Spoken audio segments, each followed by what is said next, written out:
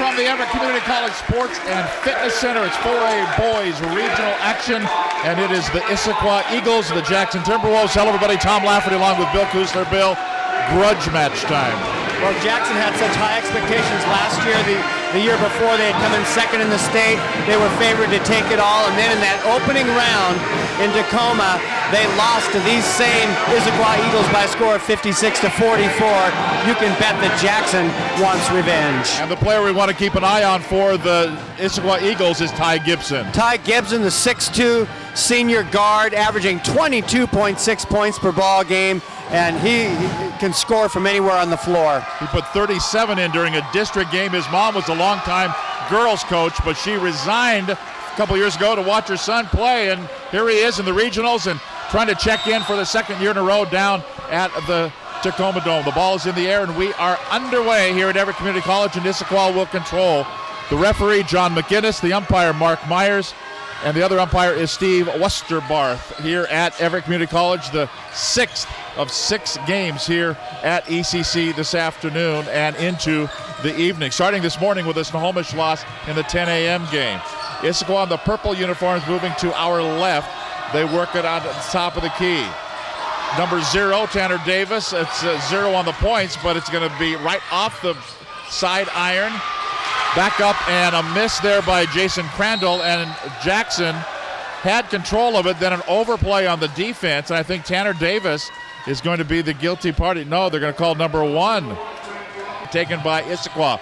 Up the floor come the Eagles going in, pushed from behind. Colton Faddis is going to be called for the foul. Now Faddis, each time we've seen him, has gotten his hairdo more and more like Yegor Gorbenko. Now they look like twins. Well, Issaquah, both Issaquah and Jackson actually really wanting to get out and run, and yet both teams a little bit tight as no score yet, a minute and a half in. First personal foul, first team foul against Colton Faddis for Jackson. No basket on the play, and it will be a 0-0 tie. It remains, so first 2 points of the ball game may come at the free throw line, and it does. First one anyway, Issaquah with the early lead here up against Jackson. I didn't see him call bank on that one. No. Next is good. That one's straight through, and the lead is 2 points here early going for Issaquah. Here's a jumper on the way. It's going to be a miss. No good by Crandall, and he's going to get fouled on the way up. So Issaquah living at the free throw line so far, and Jackson yet to dent the scoreboard. Rossi with his second personal foul, third team foul. First free throw, no good for Kellum. And Frank Rossi has to go to the bench. And for Jackson, Brian Brown will check in. Actually, they don't lose much with Brown coming in. He's been an integral factor in their success this year. They are really quick laterally. That's Gorbenko. He'll put it up and put it in. First 2 points is about a 12-footer from the right baseline by Gorbenko, and it's a 3-2 Issaquah lead.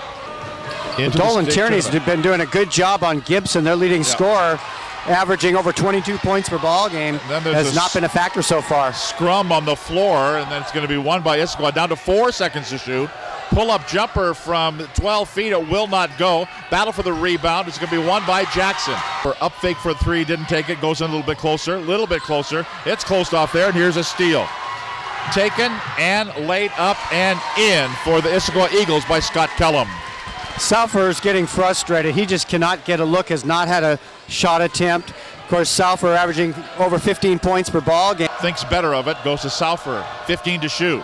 Salfer dribbles in, pulls up, puts it up, rattles, and it will go. Sam Salfer, his first 2 points of the ball game. Now to Kellum, dribbles in, dumps it off, right side, nicely done, laying up and good. Wearing number 0 is Tanner Davis, puts it up and in and opens up again, a 3-point lead for the Eagles. Got a tough draw for these Jackson Timberwolves. Here's a shot on the way. It's good. Boy, don't let him get warmed up from outside. That's Ty Gibson with the 3 ball. It's good. And a timeout called here by the Jackson. Was it Jackson? I think it was Issaquah. Issaquah called the timeout with exactly 2 minutes to play here in the first quarter of action. It's Issaquah 10, Jackson 6. Pressure now trying to trap the guards. And down low, there's Gorbenko, puts it up and in. Mark Myers, the referee, says, get up. You didn't get hit that hard. You put the ball in anyway, and it's a 2-point lead for the Eagles. Salfer left wing. Now he rifles the pass down to Brown for the laying up and good. We're tied for the first time tonight. It's 10-10. So Jackson will throw it in with 1.3. No attempt here. And we are at the end of the first quarter. Our score, Issaquah Eagles 10, Jackson Timberwolves 10. You're listening and watching the 4A Boys Regionals at Everett Community College. The statistics in the first quarter, Jackson, good shooting, 5 for 8, 62% from the field, 0 for 1 from 3. They didn't shoot a free throw. Issaquah 3 for 9 from the field, 33%. They hit their only 3-point attempt, 3 for 4 from the free throw line. Here's a steal on the inbounds. It's going to be taken by Issaquah. Back down, back up, and one more time in for Issaquah. That's good for Jason Crandall off the steal. It's a 2-point lead for Issaquah. Yeah, Rainier Beach earlier today beat Columbia River 77-35. And it wasn't as close as the score indicated. The score indicated. Gibson grabs the rebound for Issaquah. Eagles out of backcourt. He gets the rebound. He gets the foul called on the other end. Thought he was going to get the bucket. He didn't do it, but he's going to go to the free throw line. Boy, he put on the second set of energy right between the second set of circles, and he went zing right by the defender. He did. How did he go? Zing right by the defender. And then on the other end, Jackson spent about 22 seconds off the 35-second clock, 25 feet away from the hoop. They just, defensive guard play for Issaquah is really frustrating Jackson. Jackson foul on Colton Faddis. Second personal foul, 5th team foul. So Faddis has to leave the ball game, which is unfortunate for Jackson. He will go to the bench. Next free throw is good, so Ty Gibson hits them both and opens up again a 4-point lead, equals Issaquah's biggest lead in the ball game. Has it. He suddenly saw, he was so wide open he didn't know what to do. He turned around, there was absolutely nobody there. He went through and he hit the underside of the basket with a lay-in. He did get bailed out by the Issaquah defender. Right. I'm thinking if we were down there and got clobbered like that, we might hit the bottom of the rim too. I don't think that was his fault. So Brian Brown at the free throw line now for Jackson. Free throw's good. The foul was whistled on Issaquah's Scott Kellum. His second personal foul, 3rd team foul.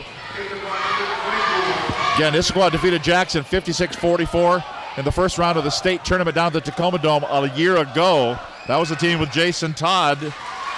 They thought they were going to play at least for the state championship, but didn't make it out of the first round. Gorbenko still looking, down to 8 seconds, goes in a little bit closer, scoops it up, and it goes in miraculously. About Issaquah's defense, but Jackson's defense has been equally stingy in this ball game. They played them very well. Then a near steal. In fact, Gibson will get the steal because he knocked it right back into Tanner Davis, and Davis gets fouled here, and that's going to put Issaquah into the bonus for the rest of this first half. Still tied at 14-14. That could be a big factor, Tom, as Issaquah's only been whistled for 3 personal fouls, so they've got 3 to give before they put Jackson in the bonus. As much as Issaquah's had the basketball on that end of the floor, you really feel like they should be up by about 6 or 8, and we are tied. That's Jackson's defense has really bailed them out a number of times. The foul for Jackson called on Gorbenko, his first personal foul, 7th team foul. First free throw is good. That's Jack Giroux, and he'll get another one, the 6-foot senior. Some liberal substitution for Jason Griffith and for Steve Johnson here. Next free throw, no good for Jackson. Going the other way, going in, laying up, missed it. He went to the floor. And up the floor, Cripple for a lay-in, good for Tanner Davis. Gorbenko's been kind of flinging him up here the last few trips down the floor, and Steve Johnson has seen the same thing, and he will take a break with 4 minutes and 16 seconds to go here in the first half. Issaquah 17, Jackson 14.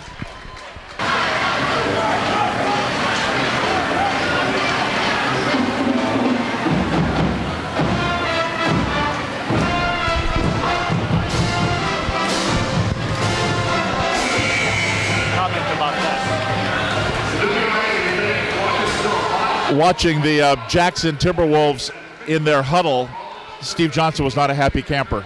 He was gesturing, he was yelling, he wanted to get his point across, and we'll see if he indeed is successful here. Tried it the last time, he'll try it this time off the window. No, offensive charging foul.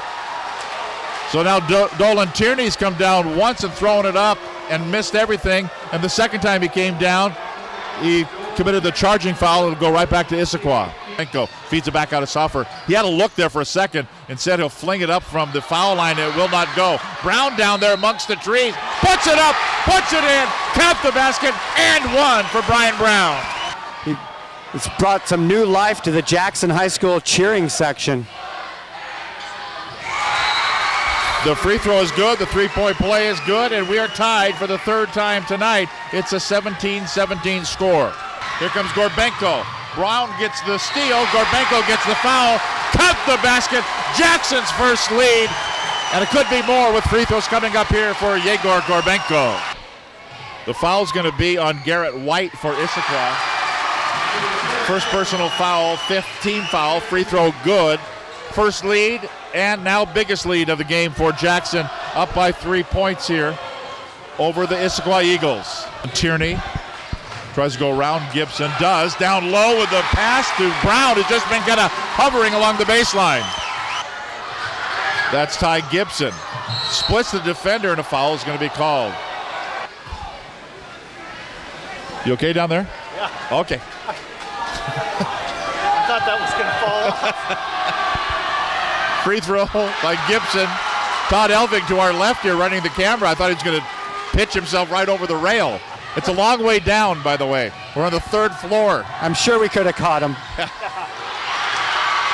Next free throw missed.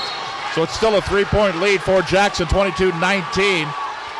Doesn't get a pretty decent shot off. As Tierney brings it in, down to 2, down to 1, he shoots a 3, hits!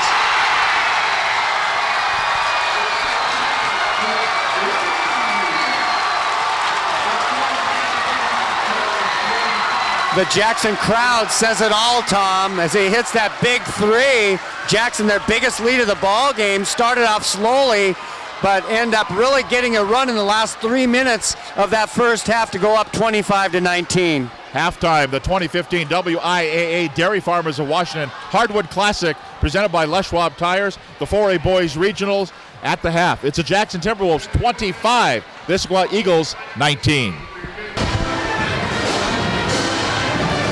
Back here at halftime at Everett Community College, where the Jackson Timberwolves lead the Issaquah Eagles by a score of 25-19. Let's take a look at the stats here at halftime. First for Issaquah, they shot 5 of 17 from the field, just 29%, 1 of 2 from three-point range, but they did hit 8 of 12 free throws. For Jackson, they were 10 of 19 from the field, 52%, 1 of 3 from three-point range, and they hit all 4 of their free throws. Issaquah was led in scoring the 6 points of Tanner Davis. Ty Gibson and Jason Crandall each had 5 points. Scott Kellum had 2. Jack Giroux had 1. For Jackson, they were led by the 9 points apiece of Brian Brown and Yegor Gorbenko. Frank Rossi had 3 points, 2 points for Dolan Tierney, and 2 for Sam Salferer. Rebounding, Jackson had 12 rebounds, led by the 5 of Yegor Gorbenko. 11 rebounds for Issaquah, led by the 3 of Dellinger and Crandall. Assists, Jackson had 3 and Issaquah had 3. Both teams with 8 turnovers in a tightly played ball game, Tom, where Jackson took advantage there in the late going to run out to this 25-19 lead after they had not led at all until 19-17. Jackson and Issaquah hoping to join Kentwood, AC Davis, Woodinville, Richland, Union, Moses Lake, and Federal Way as the 4A boys representatives going to the Tacoma Dome. The officials are meeting now in the center of the floor, and they're deciding whether or not they had changed the clock, and they had not, or changed the possession arrow. You know, usually the officials do that going in at halftime, and they did not. John McGinnis, Mark Myers, Steve Wusterbarth, Pat Castro pointing out that he had it right on his pen, the possession pen. He has a mind like a steel trap. So here we go. Issaquah down by 6. They will control to start the second half. Eagles moving to our right in their purple uniforms. They'll kind of run the weave, top of the key. Now they go right side to Davis, puts up about a 14-footer, won't go. 12 to shoot. Gibson puts it on the deck, puts it up and off the window and in. Went around two defenders and laid it up and in for the Eagles. Up the floor they go, laying up. No, offensive foul is going to be called. Back to Souther again. Dribbles to the top of the key. Now goes down along the right side and lays it up and in. Got all the way to the glass against Gibson's defense. And Gibson, though, answers on the other end. He goes around a couple of defenders. He lays it up, and he's going to get a chance for a three-point play and cut that 6-point lead in half. So Gibson at the line. It was a 6-point lead about 8 seconds ago, and it's now a 3-point lead. Issaquah is opening up the third quarter just like they did in the beginning of the ball game, just with such aggressive defense, way out away from the hoop, and again, giving Jackson difficulty. And Jackson will take a pause with a timeout called by Steve Johnson. With 5:18 to go in the third quarter, Jackson 27, Issaquah 24. Swings it back to Souther, shoots, misses. He knew he was going to get fouled, so he just kind of flung it up there, and he'll have to earn a couple at the stripe. Mark Myers making the call here. They're going to call this one, in fact, on Gibson.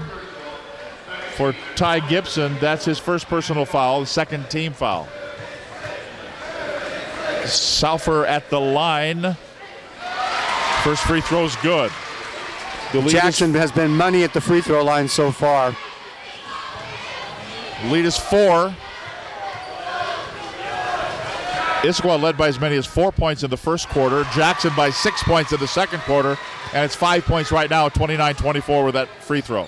The rebound's going to be controlled by Issaquah going in, putting up too hard. The guards have been just chucking it up there. And now Faddis and Tanner Davis are exchanging pleasantries under the basket. Getting a little chip down there now, Tom, with all that tough defense, very physical, and be interesting to see if that becomes a problem later in the game. And the third team foul. Another foul called here. This will be the third team foul because it's another one called on the Timberwolves. And it will be Souther, his second personal. And free throws here for Issaquah. Jack Dellinger at the line.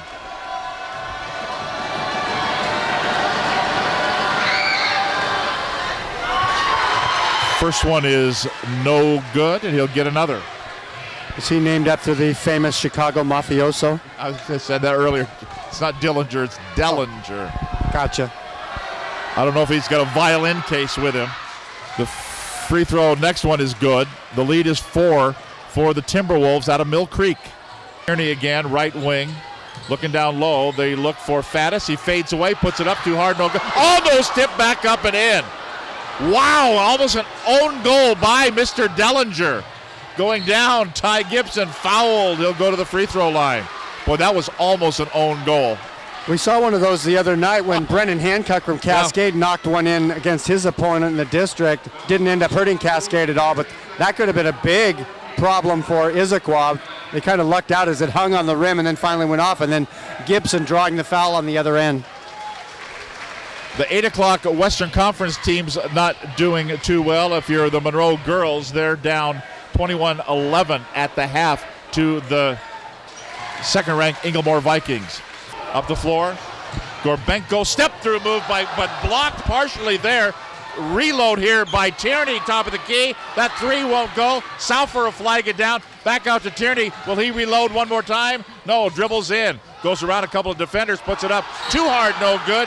And a foul called. Fighting the way, both teams, you tend to think that, boy, the offenses really aren't doing much, but these are two incredibly gifted defensive teams really making the other offenses struggle. First free throw is good. The foul had been on Crandall, his second personal foul. Next one is good. The lead is 4 points, 31-27. 5 to play, third quarter. Issaquah going down, laying up, and good. Nice ball movement there. Some early offense. Scott Kellum hit Jack Dellinger for the bucket. Back to Tierney again. Down low. Faddis laying up. Good. Ball game. It's a 4-point lead right now for Jackson. Make it still a 4-point lead. Breaking through, but now it won't be. As breaking through there, Tanner Davis for the laying up and good off the offensive rebound. And it's a 2-point lead for the Timberwolves, 33-31. Full court pressure by Issaquah. Going in, laying good. We're tied. A press bothering Jackson. Down low, Souther turns, spins, and fires it up and puts it in off the nice bounce pass forward by Tierney. Back to a 2-point lead for Jackson. 20 to shoot, 45 on the third quarter clock. Here's a foul line jumper. It is good. Wide open was Tanner Davis and makes it a 35-35 tie. Gibson with it. Down to 4 seconds to shoot. Turns, spins, fires, and hits. Third quarter is history. One of these teams is going home. And right now it's a 2-point lead for Issaquah. 37-35 over Jackson. This is the regional round of the 4A state tournament.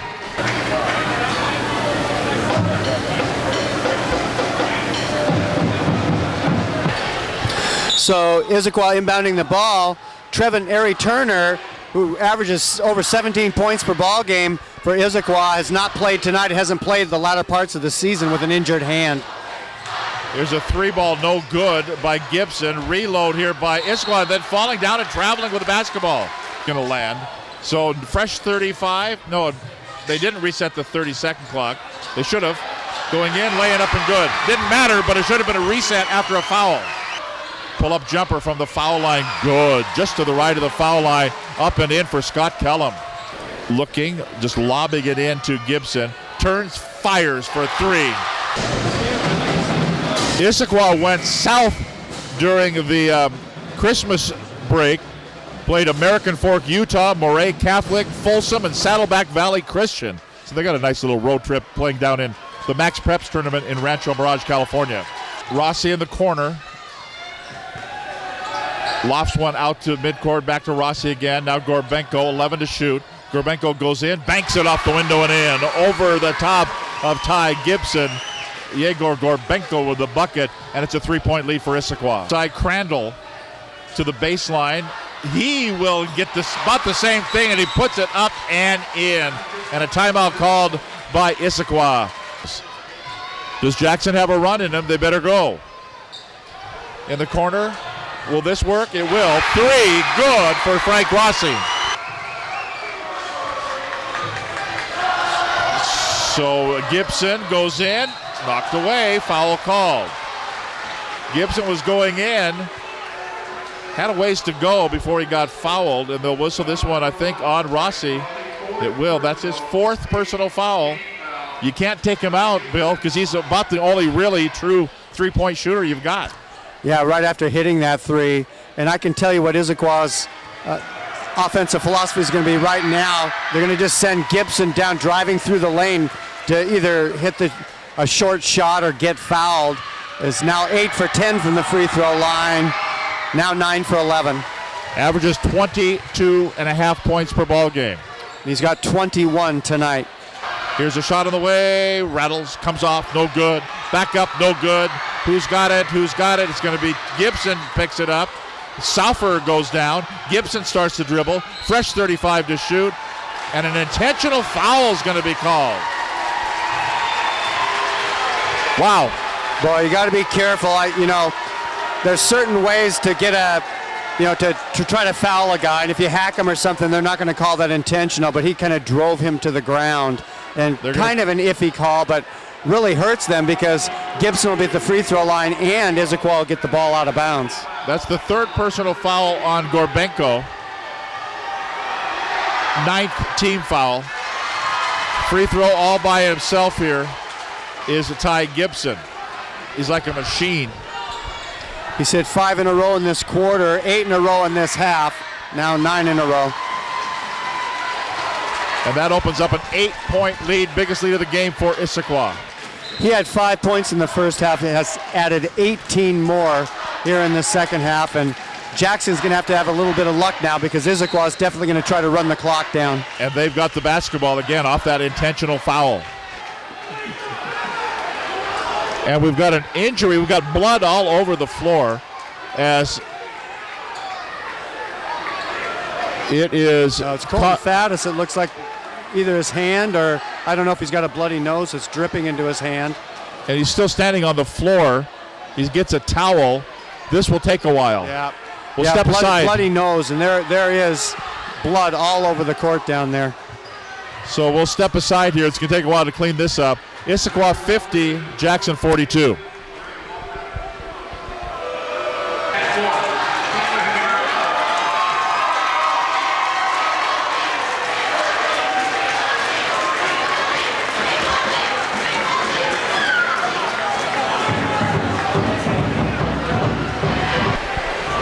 Well, they continue to wipe up the blood marks.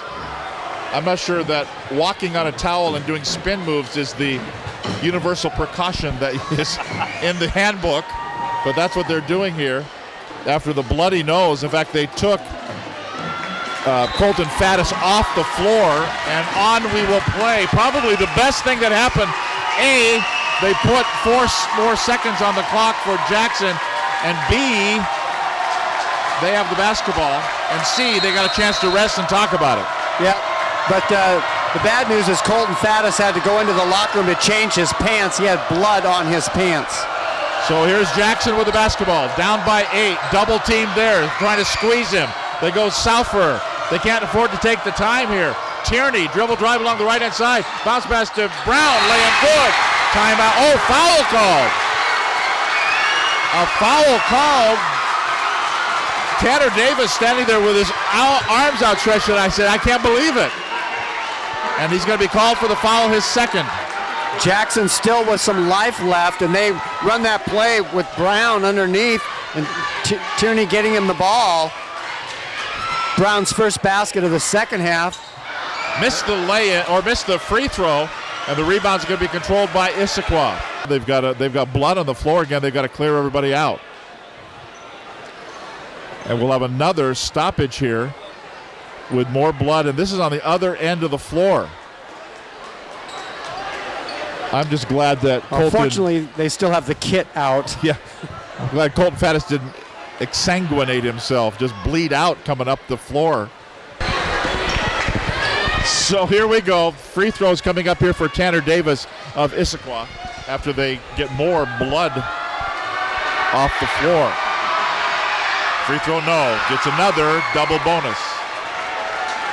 Minute 5 to play, and a 7-point lead for Issaquah. This one will go. It's a tougher hill to climb. Jackson can't take any more time. They're going to come down and fling it toward the hoop and try for a 3. Kick ball to Rossi. He goes in, dribbles it, laying good. Got pushed. You know, that situation by Issaquah, you may just let him go. He'll get 2, but you don't need to give him 3 with the clock stop. Right, you're up by 8, so 3 3-pointers, whether they're 3-point shots or whether they're 3-point plays like this, can get Jackson back in. Free throw's good by Rossi.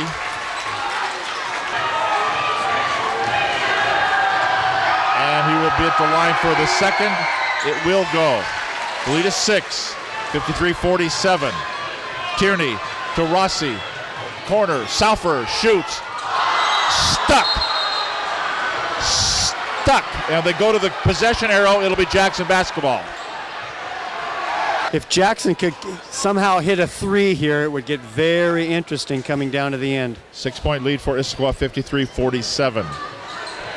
Rossi looking for the inbounds. Kicked again. They're going to say kickball, went out of bounds again, as Rossi likes that bounce pass on the inbounds. Oh, they're going to say it's going to be last touched here by Jackson. Steve Johnson's up, and he wants to talk to the official about it. And so he'll hand the ball reluctantly back to Mark Myers to hand it in. And they'll have to take a foul. Souther. That time they don't have the person they wanted going to the line, yeah, as Gibson has been absolutely money from the free throw line in the second half. Gibson, first free throw good. That'll about do it. 7-point lead 8 with the next free throw, and he's like a machine at the line. Good. Oh. And here they come. Gorbenko, dribble along the left-hand side, puts it in, laying good! Count the basket, he got fouled. You know, they keep it interesting. I agree with you, though, Tom. At this point, you absolutely do not want to foul. No. If you give up the 2, that's one thing, but it's happened several times where they've given up the lay-in and given them an and 1 at the free throw line. So Gorbenko goes to the line. The foul is on Gibson. That's his second, 9th team foul. Gorbenko free throw won't go. And a pushing foul. Moses Lake, Union, Richland, Kentwood, Davis, Woodinville, and Bothell will be the 4A boys teams checking into the hotel down in the City of Destiny. And no 4A teams from the Western Conference at all advancing. Both boys teams, both girls teams going down to defeat today. Free throw is missed. 49. That's a 3! Within one possession at 55-52. And a timeout on the floor called by Jackson. Hold the phone. We'll see what happens. 5:52, 13 seconds to go. Looking for the inbounds. Davis will. They'll foul him immediately, and that's Gibson. Tierney takes the foul. Gibson will shoot on the other end. He's had a good night. Jackson's got to pray that he misses both. Missed one.